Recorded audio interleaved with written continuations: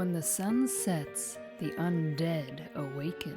To slake their hunger, they feed upon the herd of unaware mortals. Right beneath our noses, the kindred clash against their rivals as they vie for control of the city of San Francisco. Are you strong enough to cheat final death and see another night? Vampire the Masquerade Rivals expandable card game from Renegade Game Studios.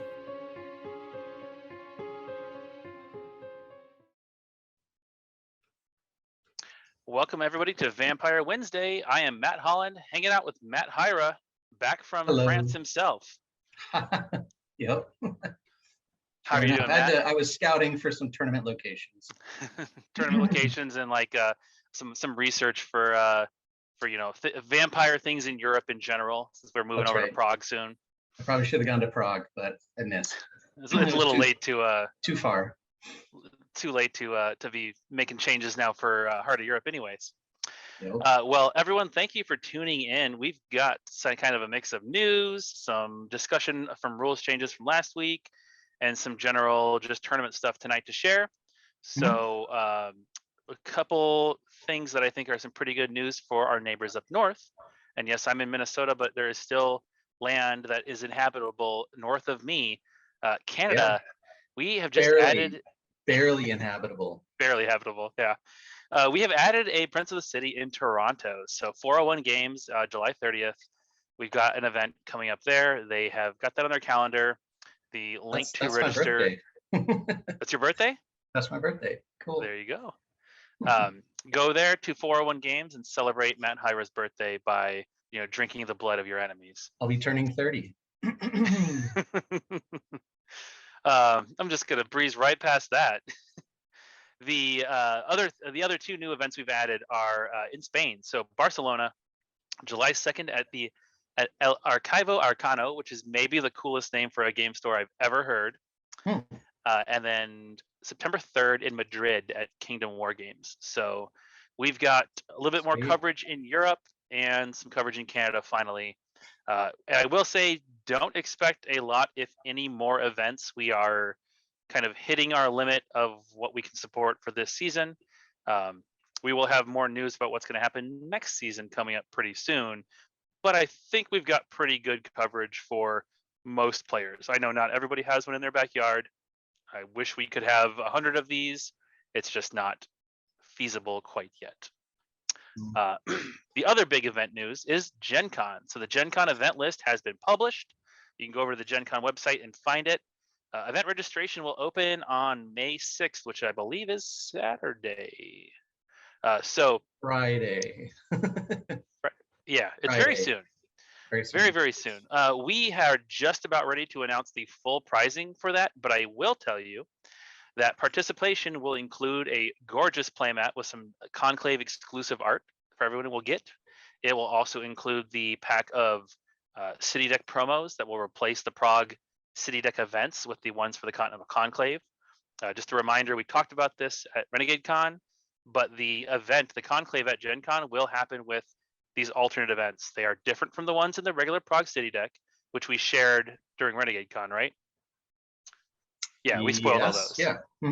So they are completely different. All the events are different. Just the events. Not the new art, new tricks and things like that. One of these upcoming streams here soon, we will spoil what those are so that people can begin practicing. Yeah. And we're going to put some PDFs, right? Yeah. Yes. Yep. Good. We'll have proxies so that you can very easily practice and prepare, because it's going to be a little bit of a meta shake up with those new events. As all events are, yeah.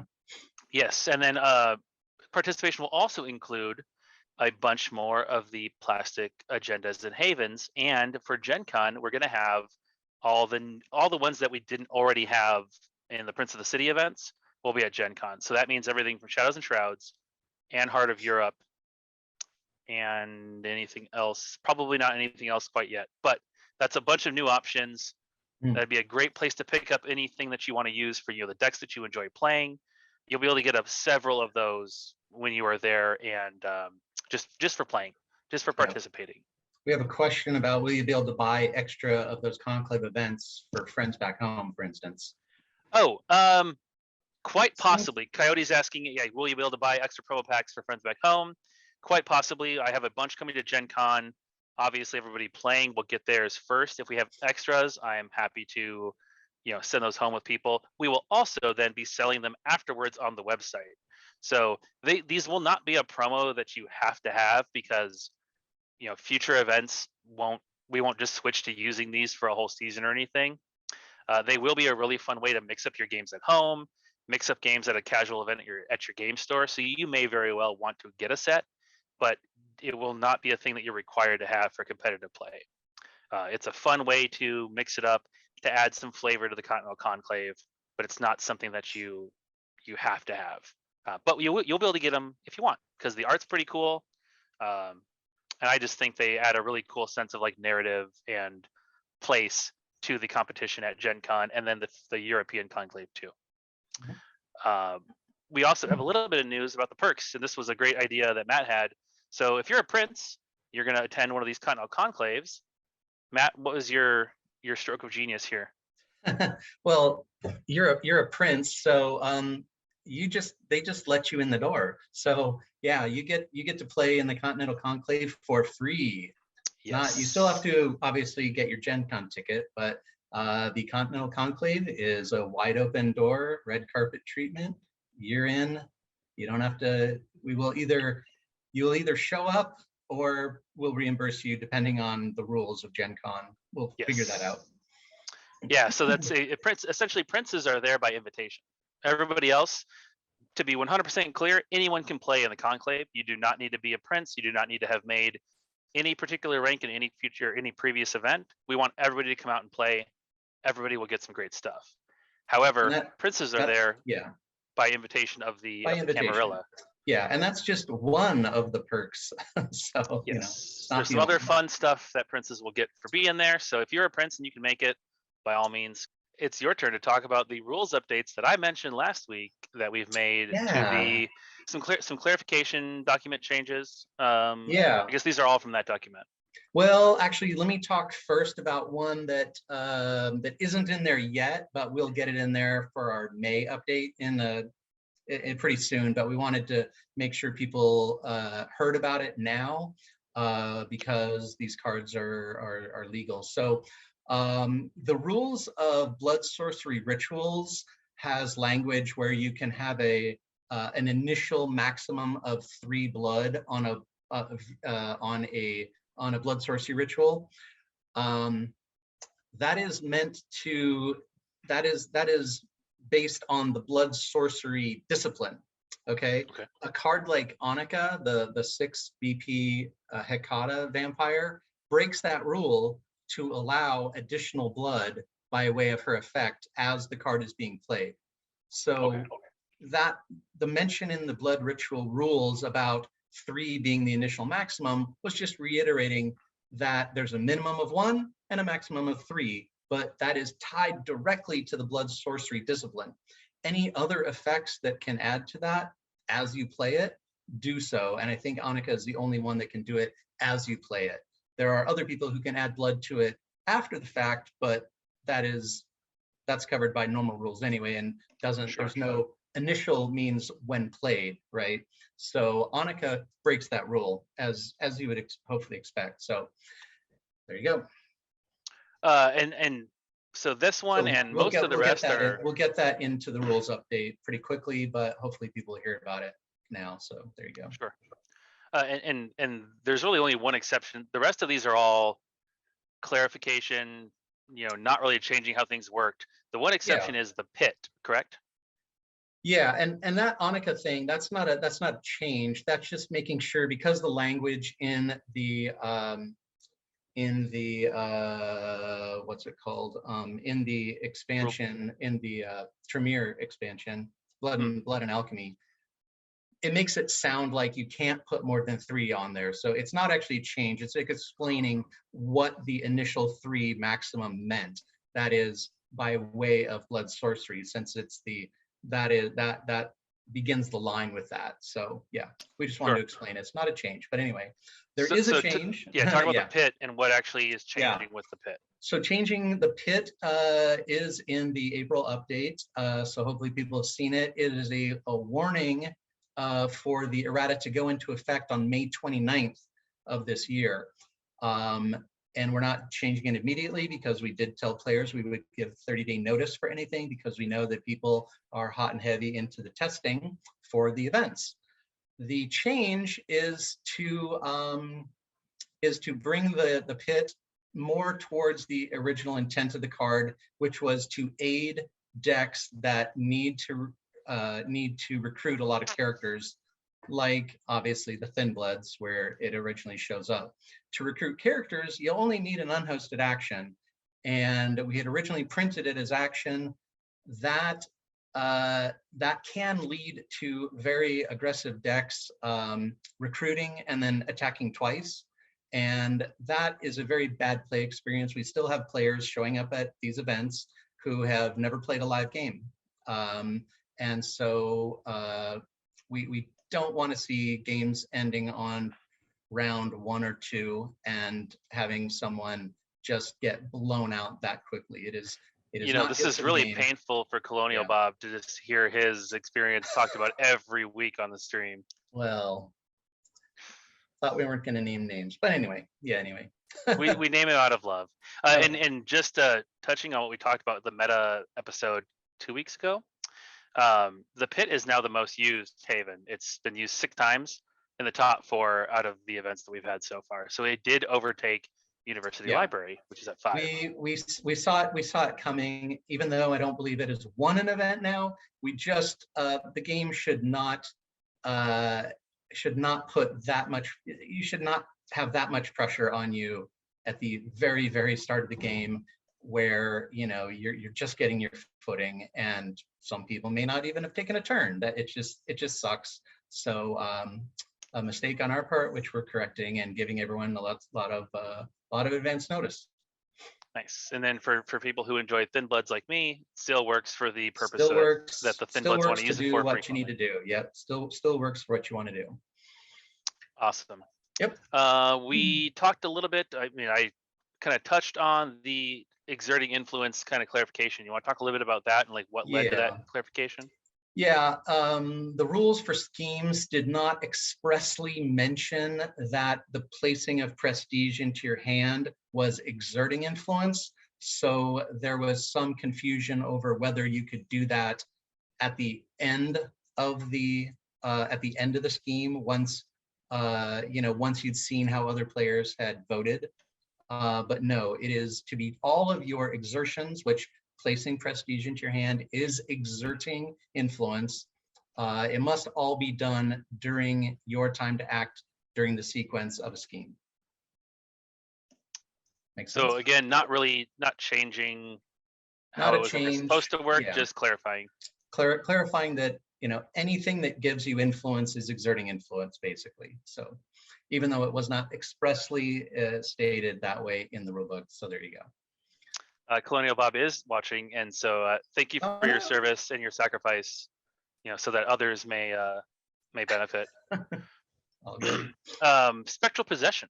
That's another one that I mentioned. There was something changing, but it's always better to have the rules guru himself explain. Sure. It's pretty well covered in the rules update. What happened, I think we had to kind of explain it a little better, because there was some confusion over what performing the action was. People kind of thought that meant an anything goes, like doing whatever you want, but the performing the action meant performing the action granted by Spectral Possession.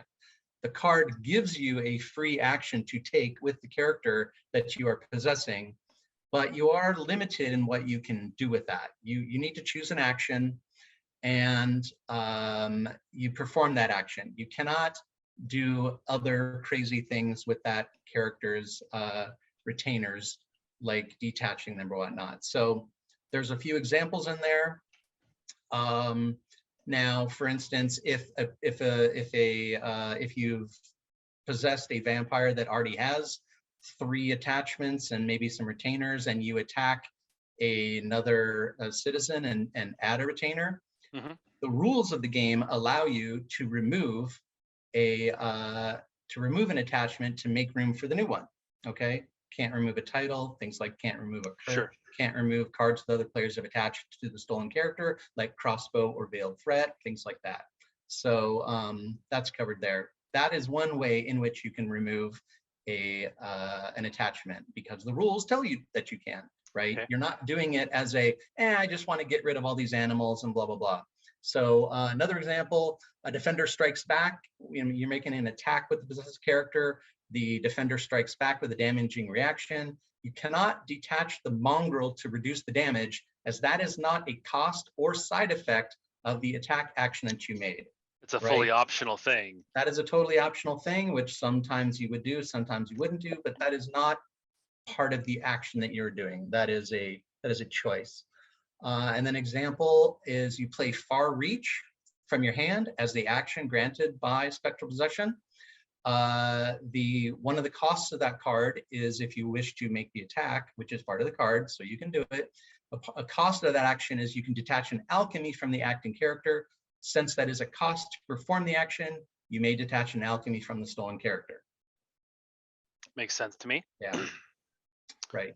So there was also some question on whether or not you gain control of the attachments, because that's in card games, that's always a big issue, especially with when you're attaching things to other people and who owns what and where. So we do mention here that you do gain control of the attachments that the owner attached to their character. So you are gaining that character as if you are the temporary owner of the character, therefore you own everything on that card. So there you go. Makes sense. And then the last thing that we touched on a little bit last week while you were enjoying Paris, Diablerie and the additional clarifications you put in there. Is there any that you want to kind of call out specifically to go over the reasoning behind or the logic for? Those are all in the clarification document currently, so if anybody's wondering, you can go and read them. Yeah, there's it was a couple of those things we probably just it hadn't come up, so we didn't realize we needed it in there. For instance, you can't remove a vampire from your vampire, so you can't. Yeah, if you diablerize, you can't just decide to remove that character. You've consumed them, so they're on you without a card effect allowing it, obviously. Sure.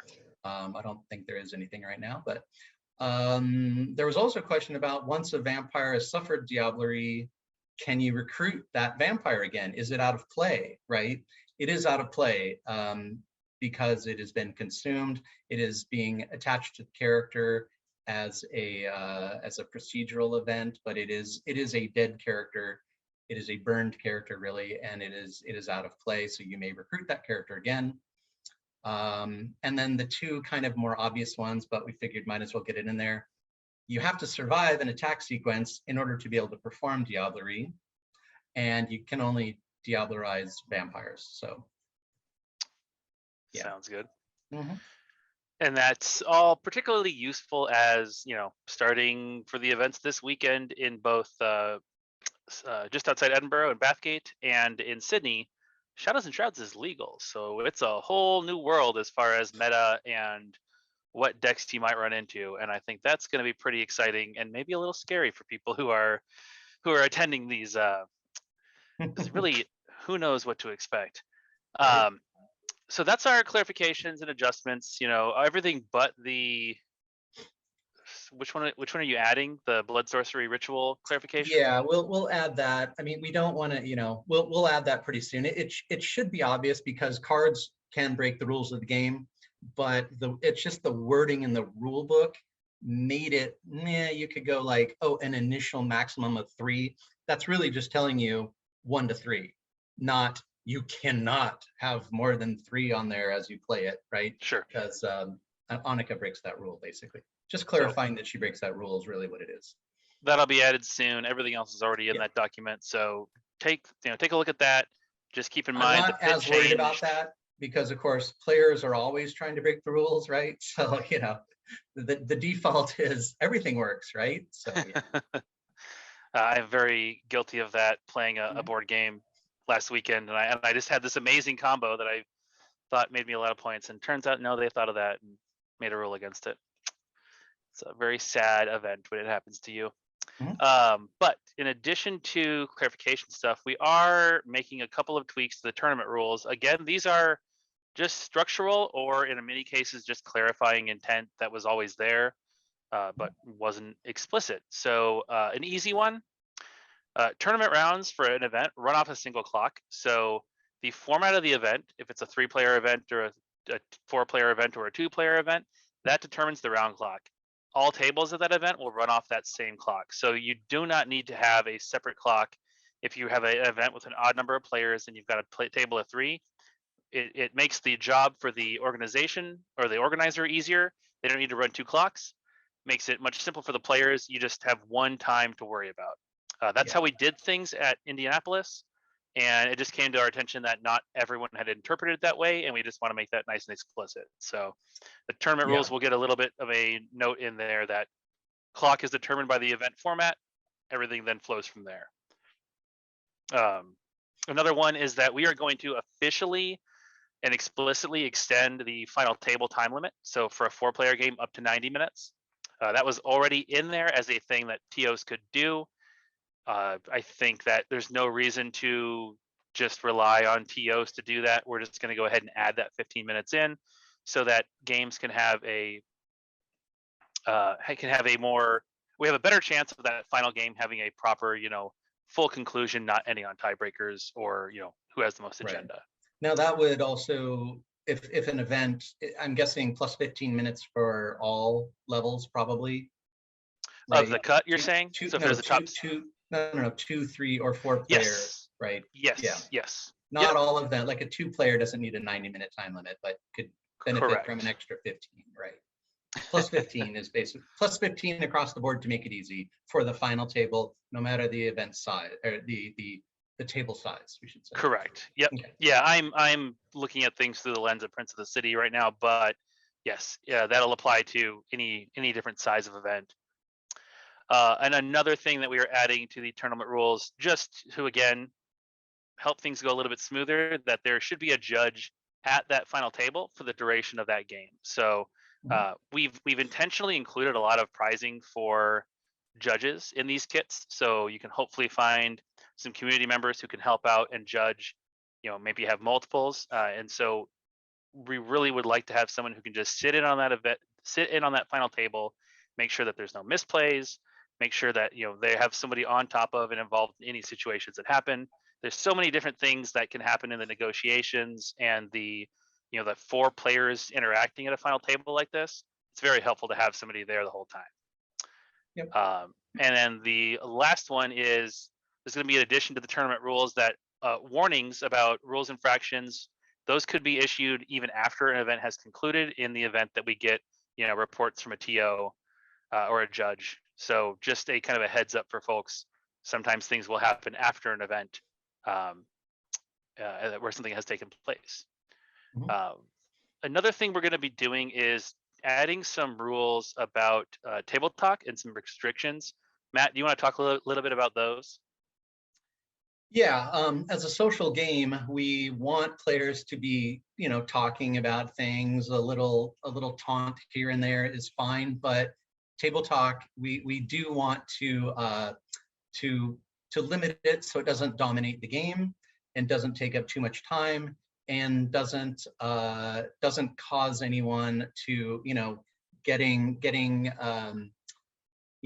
overloaded from all or sides can kind of throw somebody off their game. We don't want anyone to use table talk to try to get an advantage, just to mess somebody up, like they forgot to move all of characters in the party, or whatever that they wanted to, and blah blah blah. So table talk is basically like speech involving strategy, potential game states, like, oh, this is going to happen if you don't do this, advice, negotiations, or general trash talk. We don't want massive amounts of trash talk either.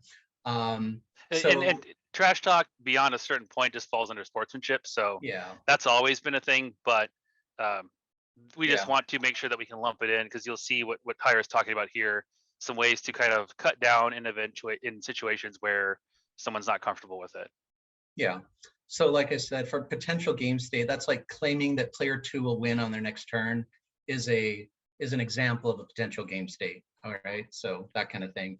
Players may not need to hear that constantly, right? Another thing about table talk is it must only relate to the current game and not involve topics outside of the current game, including past games or future games. This also this is a way to avoid collusion or, Because you definitely don't want yeah, somebody saying, "Oh, let me win this one, and then when we face each other the next time," like yeah. negotiations like that, that's going to fall under collusion, and Or that's just a even yelling very, at, yeah, or very yelling sticky at someone situation. because you kept them, because your tiebreakers are bad, they're keeping you out of they're giving you a bad tiebreaker or whatever, just stuff Yep. like that. Yep. But another thing, just more specifically about table talk, is you should make your point and move on. There's no need to rehash the same argument endlessly or get into huge debates involving all the players. We want the active player to be able to take their turn and not have to try to get people's attention as they're trying to play an ongoing card. Like, hey, over here, everybody, and just have everyone just blathering about and you can't even play the game. So we're just trying to facilitate games actually getting the full amount of time so the game can come to a natural conclusion and not end up being called on time in round 4, right? So Yep. And then so we have a quick question here. So Lorcan Lowbreaker, asking like, is there no trash talk allowed? Is there no banter? Not at all. So you are absolutely allowed to do your table talk, your banter, all that kind of stuff. The other change here is that a player may announce that they don't want to be involved or engaged with table talk and negotiation, and they can do that at the start of their turn. They can do that at any point during the turn where they decide, okay, I've heard the arguments, I just want to focus and play my turn. Yeah. Because I can't do anything when my son is blathering in my ear about marbles, much less play a competitive game when 3 people are trying to talk to me, and that's a cognitive overload situation. So you can say, all right, that's enough. I'm going to take my turn now and play undisturbed if you'd like to. Right. And a lot of that is because a lot of table talk is trying to convince someone to do something.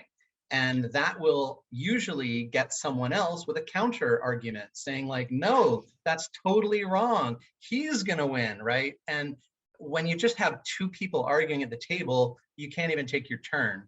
So we do want to let someone say during their turn, like, hey, no more table talk. Don't talk to me. I'm going to use my turn here. Obviously, during a social action like a scheme or a conspiracy, there are actual, rules that you can be talking about, like how much prestige do you have, or are you done exerting influence, things like that. That you can always talk. That's not yes. table talk. Table talk is the chit chat that happens around it. Actually resolving actions is game talk. Okay, 2 different things. And that even beyond that, requesting information on actual game state. So even if Matt here has said, okay, I'm gonna take my turn, I would like to just not be chatted at by everybody, I can still say like, okay, how much blood do you have remaining on your vampire? That is a question that you can just ask. That's a game state thing. That's public information. That stuff's all fine. The number of cards in your hand. That stuff's fine. It's that's other all game stuff. Talk. Yeah, that's all game talk. Anything relating to the game is legal as long as it's not being done as a stalling or trying to distract someone from what they're trying to do, right? Correct. If you can't just sit there and go, how much blood does that guy have? How much blood does that guy have? How much blood? Let me see that. Let me see that. During someone's turn, that can, that should be a time when you call the judge and you say, hey, I requested to keep for not to be engaged in table talk.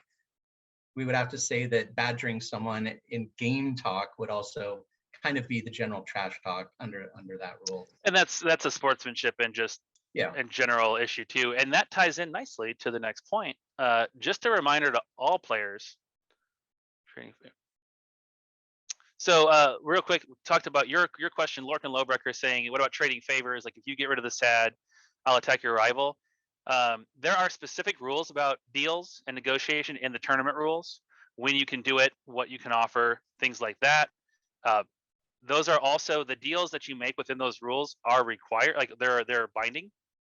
Uh, y- y- I guess other things like that are not binding and are not really even supposed to be made because of the potential for unrestricted deal making to cause serious negative play experiences, sportsmanship issues, all sorts of stuff. So we have specific rules about Yeah. deals. I'll just refer you to the tournament rules for questions about those. Yeah, I think we can probably amend that by saying a player may announce they do not wish to be engaged in table talk or excessive game state talk during their turn, right?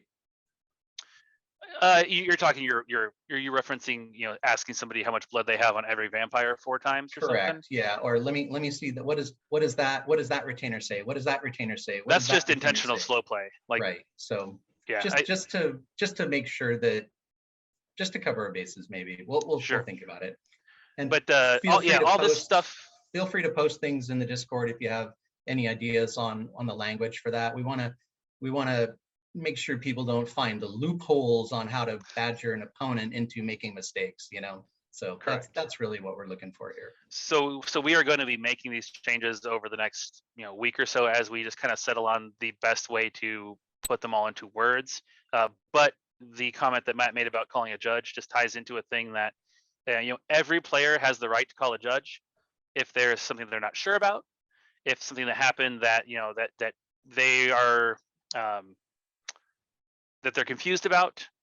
If somebody did something, if they think somebody did something wrong, call your judge and ask.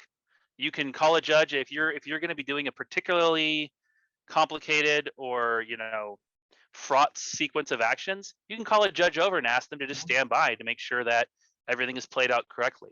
Right. Or if another player is executing some 4-card combo that you don't understand, absolutely grab a judge. You don't have to rely on them telling you how it works. You can say, I don't quite get that little interaction. I'm judge, can you help me out? That is totally fine. It is entirely your right to call a judge and get help, get a question. We are also just taking a little extra step for Prince of the City events to help, because sometimes people are judging these that haven't played a ton of tournaments themselves. If you have a fledgling community, both Hyra and I are going to be providing our contact information to the TOs.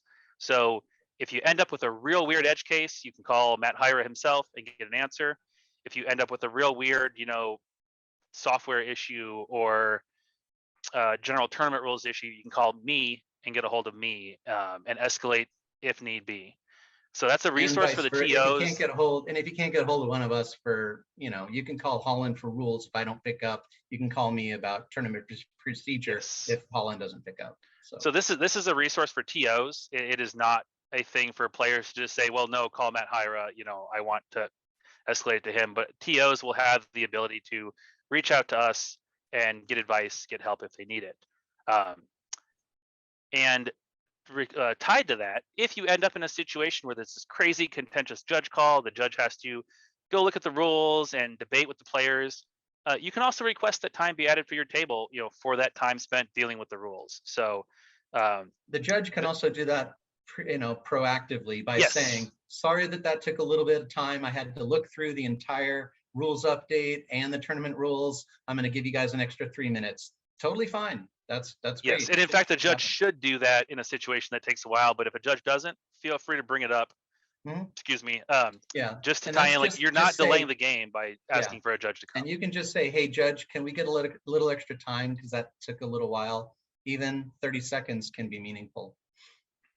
Yep. So that's some tweaks that we are making. Maybe it should be down to like 1 minute increments so that you can actually clock it. I just realized, Yeah, that's kind of up to the judge how exactly they want to handle, but it is definitely a thing you can do in a situation where there's this crazy complicated situation, because you should have your 90 minutes to play the game and not be waiting for someone to read multiple rules entries about some crazy combo like Hyra was saying. So those are just some good things to keep in mind, and I just want to really emphasize, you can call a judge and you should call a judge whenever you're not sure about something or whenever you feel like maybe something was not played correctly. Yeah, and we're It is not your only right, talking, and it is. yeah, and we're not only talking about the final table. This is round 1 Yes. through 5. Yes. Every round is important. We want everyone to have a good time, basically, in the end. So. Yep, and it's not only your right, it's your responsibility if you have a situation that you're not sure about or that you think is being played wrong, to let the judge know so that we can handle it then and there and move on, and everybody can enjoy the rest of the tournament. Because 9 times out of 10, it's a a miscommunication, a misconception, something that can be very easily cleared up. As long as you talk to a judge, and that lets us kind of maintain the integrity of the event and ensure that everybody has a good time. So we would love to hear input on Discord if you have particular situations that you're worried about. The table talk rules affecting, like if you're thinking, oh well, am I not going to be able to do this thing that I enjoy, or this thing that is important for the way that I play the game? Because we're not looking to stop people from playing. We're just looking to make sure that everybody has a a friendly and a effective time to play the game the way that they want to play, and not have any sort of negative play experience. So absolutely go on our Discord, weigh in, let Hyra and I know if you've got questions or concerns, and we will get the actual language added up into the tournament rules here pretty quickly. And then now the TOs will also have our contact info going forward. So if there's any concerns or comments on a TO side, you can reach out to us and we can help you out. Mm-hmm. So again, we're not saying table talk is disallowed. We're just saying there are limits to it. Yes. And I think most times you're never going to bump into those limits, but things can definitely get tense. Things can get contentious when you have 4 people battling, to figure out who's going to be a vampire. So we just want to make sure that things go as smoothly as we can. So that is pretty much it for tonight. I do want to plug our upcoming events though. So if you are in the UK, May 7th, Nightly Gaming in Bathgate. That's Prince of the City, the first one overseas, followed immediately by Good Games Chatswood in Sydney, Australia the next day. It's a Sunday event. May 14th in the United States, we have both Newington, Connecticut at the Tabletop Gaming Center and Geeky Teas in Burbank, California. We then go May 21st, Atomic Empire in Durham, North Carolina, and Griffin Comics and Games in Fort Collins, Colorado. And we round out the month in Vienna and San Antonio, Texas at the Dragon's Lair. So those events are all up on the schedule. We have a pretty full month this month. Lorcan was also asking about stats and more meta analysis. We absolutely are going to continue to do that. We will probably have at least 2 more episodes where we talk about what's going on in the meta. The next one will probably be in a couple weeks after we have some data on Shadows and Shrouds and how that has shifted things. Because I, for one, am interested to see not only the overall look at things, but how things change with Shadows and Shrouds. So both the pre and post release events, what's shot up in popularity, some things might go down because there's a good counter in Shadows and Shrouds. And I think that's going to be interesting to see and talk about. Mm-hmm. So we'll absolutely do that. If you go over to the Vampire website, you will notice there's a change in structure. If you just go to Organized Play and the Prince of the City, you can actually find all the deck lists there, as well as all of the princes with their photo and what event they won. So I've been working a lot on that website, and we'll continue to update that and flesh it out a little bit better, make it an even better home for the game. For example, you can now access both the deck builder and the card database instead of just one or the other, and add some more new player resources, like making the pre-constructed decks easier to find.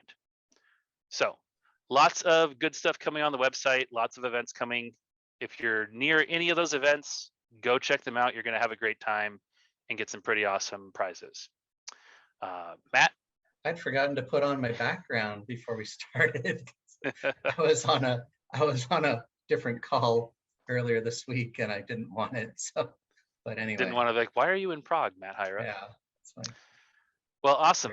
Matt, thanks for joining us now that you're back in the States, and everyone else, thanks for tuning in. Head over to Discord if you've got questions, comments, concerns. We are there all the time and would love to chat. So yeah. Have a great night, everybody. Bye.